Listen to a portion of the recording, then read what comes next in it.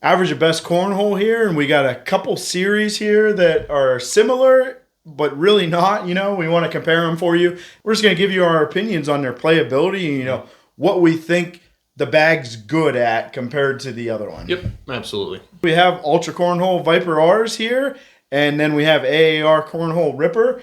And the reason that we chose these two bags is they're the same material, but the bags are completely different. Yeah. And they're both also, very popular in the pro scene. Start with the baggage and, materials, and then obviously speeds also, because they have the same material, so they're going to share the same speeds. And actually, both websites list them at 6.9. A lot of people call that our carpet a 6, but we don't necessarily agree with that. But it could be brand new, and in some conditions, maybe it is. Template, and that's the first thing we start seeing differences on. The Viper is going to be, we get almost the full 6x6 on those, and only about a 5 3/4 on the Rippers. Now, both these bags have been thrown quite a bit, and they're fully broken in. With that little bit of template difference, that's where we start to see the difference in the fill flop. The Ripper is definitely a fuller bag, and the Viper is going to be a lot floppier of a bag.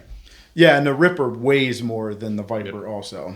Yeah, it makes sense. There's probably more fill in there with the slightly smaller template, and that's why we get that much fuller hand feel and overall thickness on the bag. So the Viper R, it's known that they use Ultra's flat blend or whatever they've said it, but you can feel like some semi rounds in there or whatever. Now the Ripper also has, pretty much just a flat disc fill to it. There's just a lot more of it, and that's why it's not as floppy as, everybody knows Viper R's are super floppy. Rippers are not. That's why what stands out is the Viper R is just a floppier, drippier bag, and the Ripper is a fuller, more manipulative of a bag. Yeah, the Viper R, you get it near your hole, you have confidence that it's going to go in, but then the Ripper, it's such an active bag, like you can manipulate the heck out of that.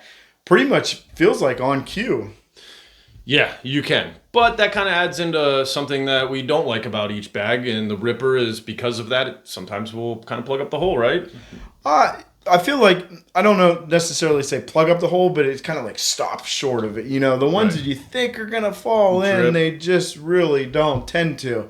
And then the Viper R, we all know these things stretch out way too quick and get unplayable way too quick, and then you got to go, pick up a new set because you don't like throwing that one. So to talk about forgiveness of these bags, and Viper R definitely gets the nod for that. extremely forgiving bag. I think that's what it's known for. Yeah. Ripper, yes, it is forgiving because of the flat blend to it, but it will kick because, like we said, you can manipulate that bag and get it to do whatever you want. So that means it is gonna, punish you a little bit if your throws off some. I agree with both of those. The R is extremely forgiving. It's very nice throwing that bag. And the Ripper, it's for how capable it is with all the shots, how well it cuts and everything like that, it's pretty forgiving, but doesn't touch the Viper. And that's exactly how we feel when we're going to talk about hole bodiness. The R, if it's anywhere near the hole, it goes in. It drips. It's one of the hole bodiness bags that we've had our hands on. And the Ripper, it has pretty good whole bodiness, so it's not a complete knock on that bag. It's just every once in a while you'll fall a little short. That one that hangs just isn't going to drip in there, and you will get the occasional plugs versus plugging with the Vipers, pretty rare. Yeah, it's like the Ripper, with the flat fill that already doesn't want to move and shift around. Now you stuff it, it has no room in a bag. It doesn't have any room now, so that's why I felt like it did come up short, and it just didn't fall when you're kind of hoping it would. On to collectability, and it's like the Viper R. Straight on, yes, you're going to collect every one, I think. But, with these large floppy bags, it's like sometimes that, all the pellets shift to one side and you're going to miss it, and it just bunches up and, moves around your collect. But you do get them sometimes, but then also sometimes it's going to do that. But it's also good, though, if you're getting around a blocker, use that to your advantage also. The Rippers, though, oh my goodness. That bag just collected like crazy. That's where it really stood out about it.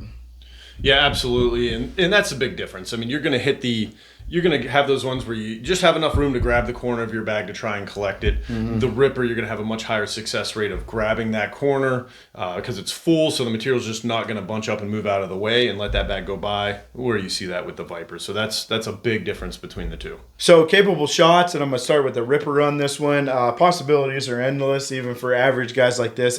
That's why the pros like to throw that bag. I know they came out with the Ripper X. No one caught on to that because the pros can do anything they want with that bag.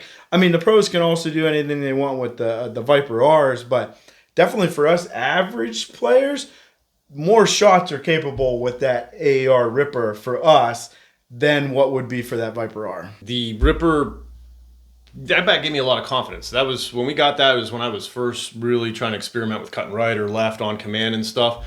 And it just works so well. It's so easy to do those capable shots with that bag for an average player or beginning player like that. The amount of confidence and things I was able to do with that bag were kind of huge for me in what I'm doing with cornhole. Yeah, and the Viper R, I mean, we were able to do some slight cuts and stuff, and you can like squeeze that in little areas, Yes. mainly get around stuff or whatnot. So there are possibilities with that. It's just that the Ripper, I mean, it's so easy to manipulate.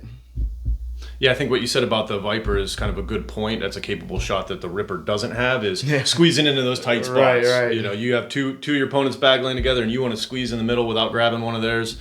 The Viper is going to excel at that. Cost on these, and pretty comparable. The Ultras usually fall in around $95 and the Rippers usually around $85. Why do we recommend these bags? And Ultra, the Viper Rs, I mean, they're just such a famous bag because how forgiving they are, how they do drip in that hole. And if you can throw that large floppy bag, it's just super easy to throw. And I think anybody could, the more that, they did throw it. The Rippers, I'm going to recommend that bag just because of those possibilities of making those shots we talked about. Yeah, I'm glad that you selected these two as our first. This is our first comparison video, and what an excellent choice these two are for somebody that's a beginning player, backyard player looking to move out of the backyard. These are the two perfect bags to start with and practice with, because if you're just hole running, you need that forgiveness, you want that confidence. The Viper checks that box plus a lot more. And if you want to start getting into capable shots, cutting shots, rolling bags, setting up blockers, the Ripper checks that box. But it's not going to punish you, though, right? That's either, what I mean. That's why it's so good for a beginner, because you can start getting into those pro level or advanced level shots without being over punished like you might be with a herringbone. So we're just going to end this the way we always do. And if you want to be average at something, be average at cornhole.